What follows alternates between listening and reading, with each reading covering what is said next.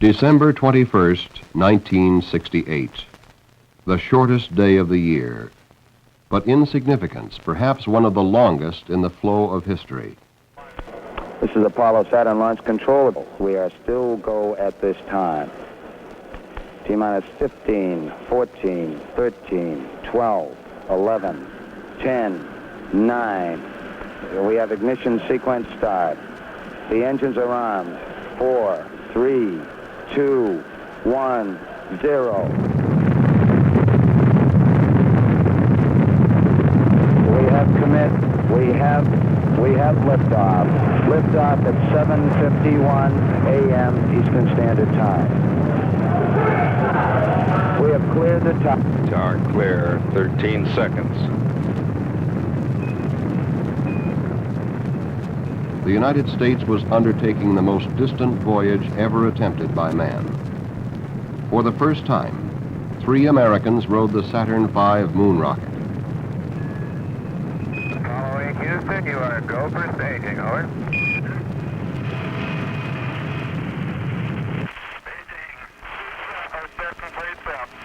Roger, understand, sir.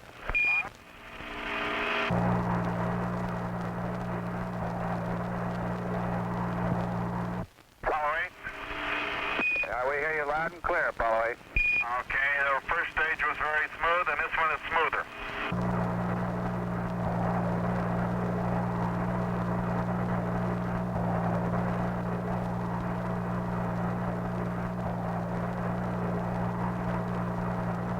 Apollo 8 Houston, your trajectory and guidance are go, over.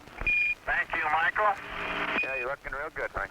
Frank Borman, Jim Lovell, and Bill Anders were about to leave their cradle Earth and face the infinite frontier. Apollo 8 Houston. Go ahead, Houston. Apollo 8, you are go for TLI, over. Roger, understand. We're go for TLI.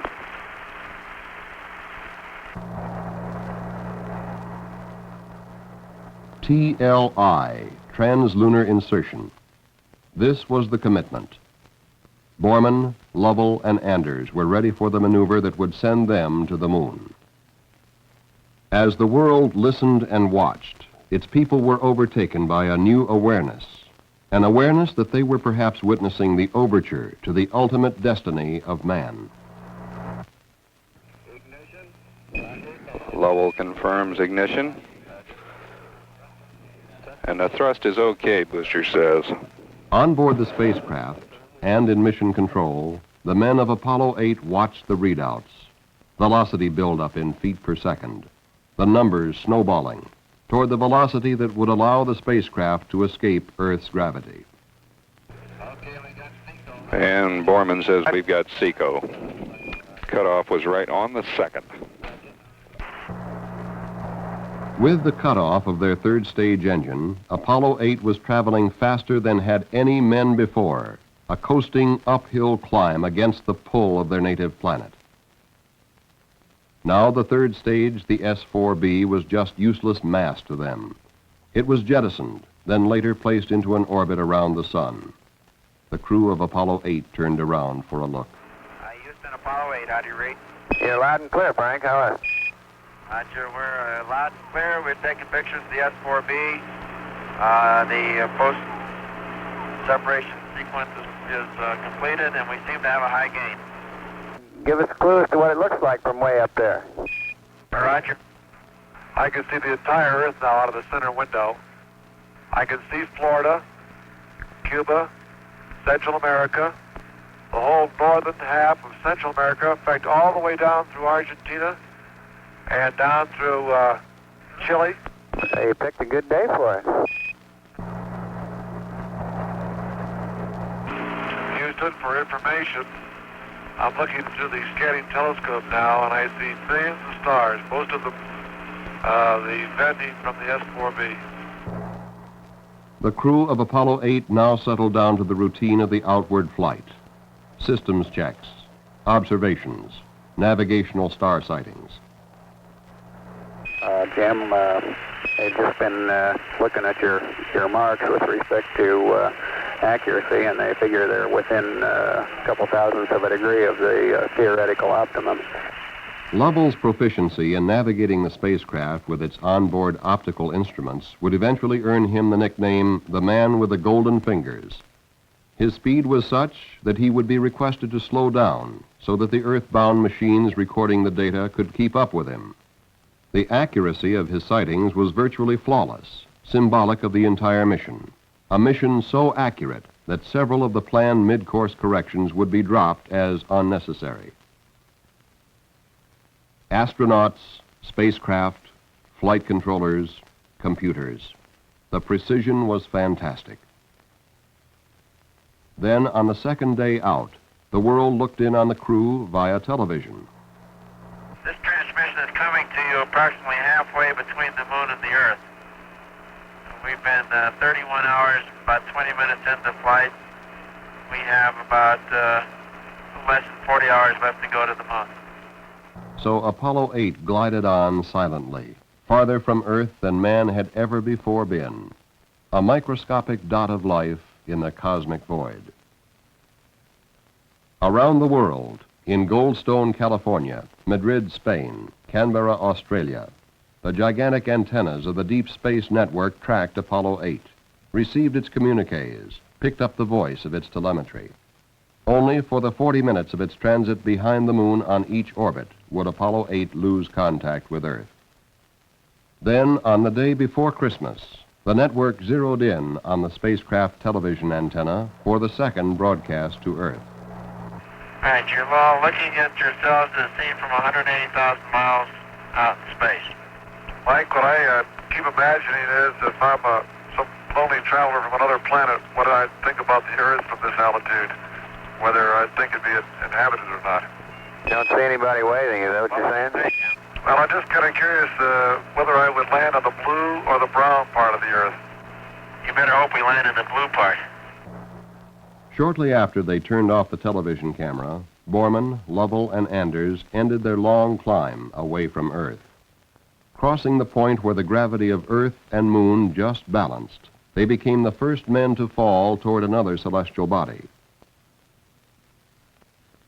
Now the time approached for the most immense commitment of the mission, Lunar Orbit Insertion, LOI. A burn of the service module engine would place Apollo 8 into orbit around the moon. Up to this time, without further major maneuvers, the spacecraft would loop around the moon and return to Earth. Once the burn was made, Apollo 8 would be held by the moon's gravity field until a later burn would push it free. Apollo 8, this is Houston at 6804, your goal for LOI. Okay, Apollo 8 is go. You're riding the best bird we can find. Lunar orbit insertion would take place on the backside of the moon. With the moon between the spacecraft and the Earth, all contact would be lost until it appeared on the other side. In mission control, they anticipated LOS, loss of signal, from Apollo 8. Now, mission control and the world could only wait. Wait for the first contact with Apollo 8 as it emerged from behind the moon. We've got it. Apollo 8 now in lunar orbit. There's a cheer in this room. This is Apollo Control Houston, switching now to the voice of Jim Lovell. By 60.5. Good to hear your voice. The burn was as close to perfect as possible. Later burns would circularize the orbit, and the three astronauts would circle the moon 10 times in 20 hours. Sunrise, sunset, every 2 hours on an alien world. And they would take pictures, still photographs as well as motion picture film, here seen at a much faster rate than orbital velocity. Apollo 8, Houston, what does the old moon look like from 60 miles, over? Okay, Houston. The moon is essentially gray. No color. Looks like plaster of Paris. Or sort of a grayish beach sand.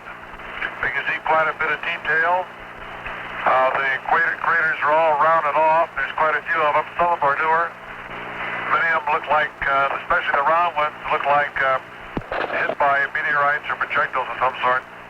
Langrenus is quite a huge huge crater. It's got a central cone to it. The walls of the crater are terraced, about 6 or 7 different terraces on the way down.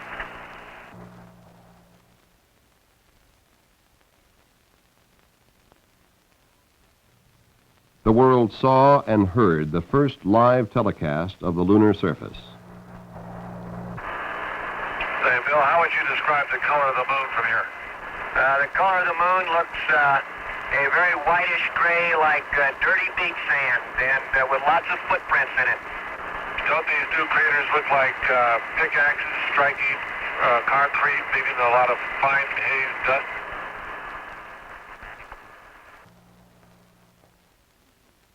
Scientist, engineer, astronaut, the world, all followed the progress of Apollo 8.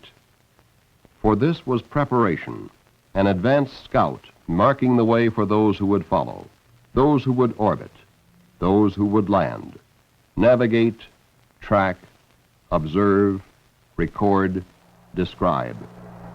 There's no trouble picking out features that we learned on the map. Certainly looks like we're picking the more interesting parts of the moon to land in. The backside looks like a sand pile my kids have been playing in for a long time. It's all beat up, no definition, just a lot of bumps and holes.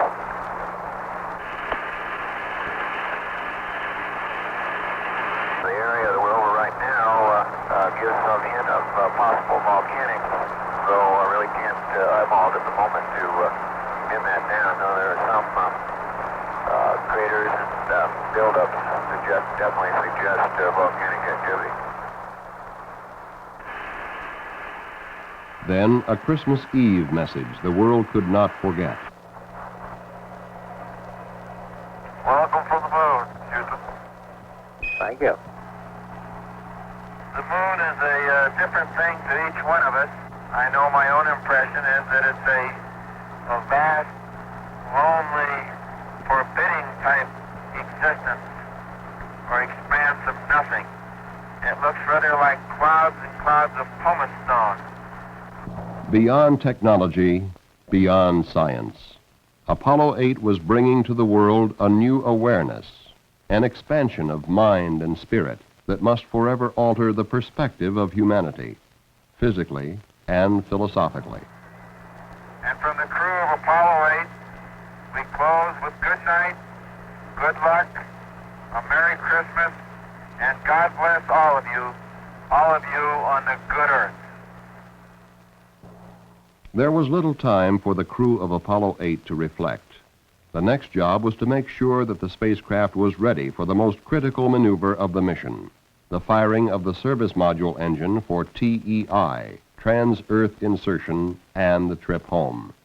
There was no go, no-go decision on this one. It had to go. All systems are go, Apollo 8. Thank you. For the final time, Apollo 8 passed behind the moon, out of contact with Earth, for this most critical of all the burns. On the ground, men waited. Apollo 8, Houston. Apollo 8, Houston. Apollo 8, Houston.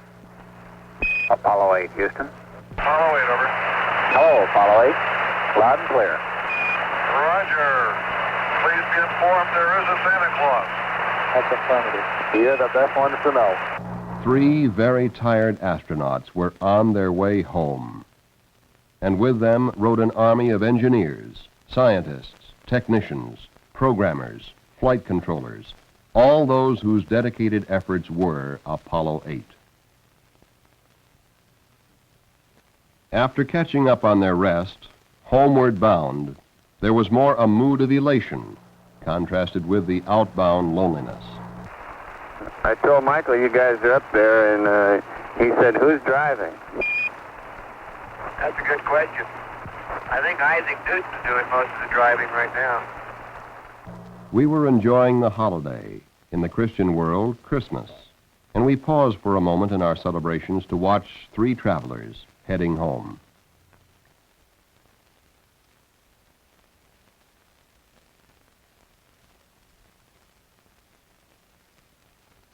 As many of us sat down to our Christmas meal, Borman, Lovell, and Anders were enjoying theirs. It appears that we did a grave injustice to the food people. Santa Claus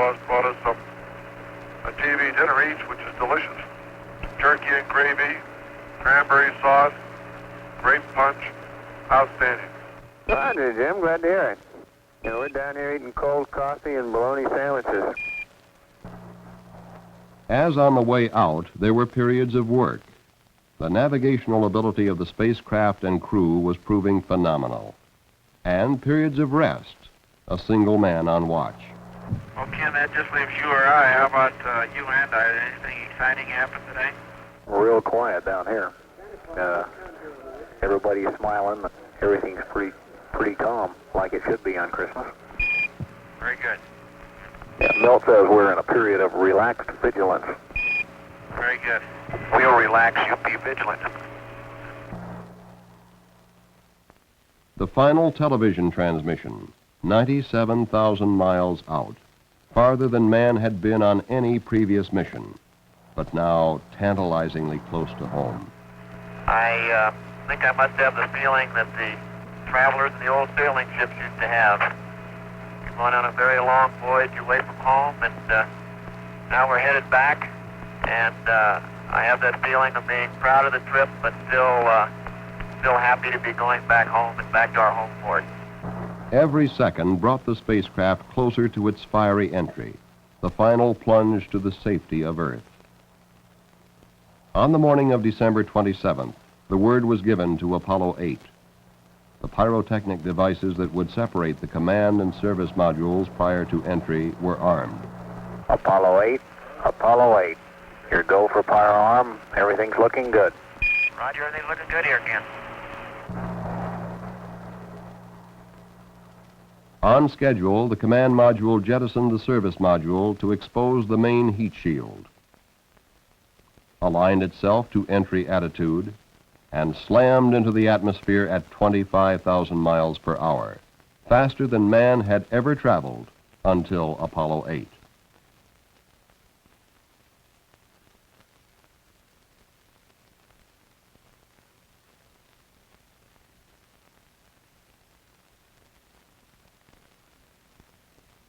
A tracking aircraft took these films of the entry, the spacecraft seen as an incandescent fireball. With the temperature on the heat shield reaching 5,000 degrees, the communications were blacked out. The men in mission control waited once more.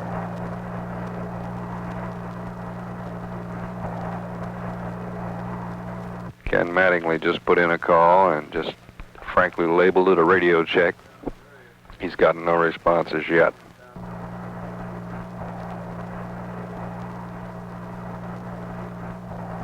Ken Mattingly puts in another call.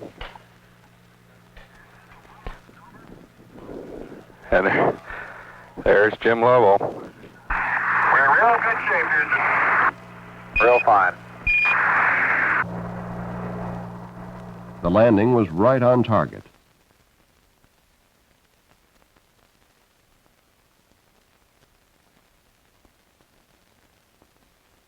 Later, Frank Borman would report passing over the recovery ship as Apollo 8 drifted down toward the sea on its parachutes.